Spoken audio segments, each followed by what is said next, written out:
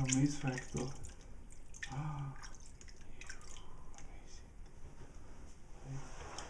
Här badar du, Iben.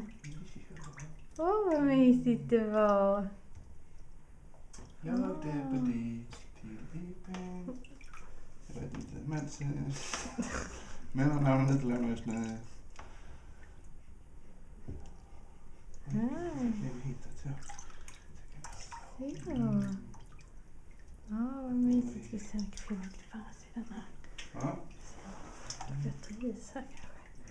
Där, nu blir det bättre is. Det är mysigt. Supermys. Där kan du ligga resten av dagen, va? Är det inte så? Oj, oj, oj. Hej, Iben. Oj, hej. Iben. Så har han inte tilltal. Nej, hon hade ju hunnit på spa. Åh, så fint det var det, va? Ja, du kissar mycket i vattnet. Ja, det har jag gjort.